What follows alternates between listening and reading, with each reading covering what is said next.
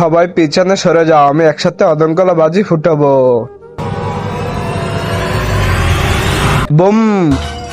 আরে শালা, তুই কি পাগল হয়ে গেছিস নাকি? আরে কিরকম ছোট পোলাপানের মতো বাজি ফোটাচ্ছিস?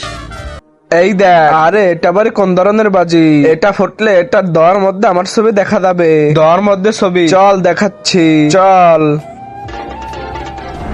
চল ভাই বাজি ফোটা। আমি বাজি ফুটাতে পারবো না। কিন্তু কেন? কারণ এটা সাধারণ বাজি না, এটা কিনতে আমার 5,000 টাকা খরচ হয়েছে। এটা ফাটলে দেখতে হলে তোমাদের আমার টাকা দিতে হবে। টাকা দাও।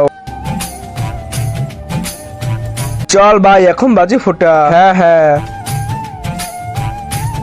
আরে লাইট দে তো ভাই, আমাদের কাছে তো লাইট নেই। আরে এখন বাজি কিভাবে ফুটাবো ভাই? এই নে পাথর, পাথর ঘষে ঘষে বাজি ফুটিয়ে নে।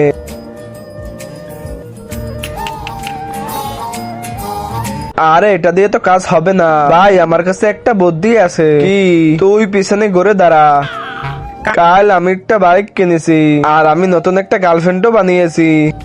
দেখ দেখ, দোয়া বের হচ্ছে। আমি যখনই আমার নিজের প্রশংসা করি তখনই ওর গলা থেকে আগুন বের হয়। আরে ওর পিছন থেকে তো দোয়া বের হচ্ছে, আর আমাদের দরকার আগুন। এই শোনো, এই নাও ম্যাচ।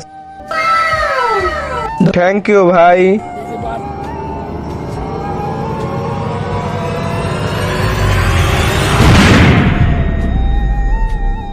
আরে এই দেওয়ার মধ্যে তোর ছবি কোথায়? এখনই তৈরি হবে, তোমরা সবাই চোখ বন্ধ করো।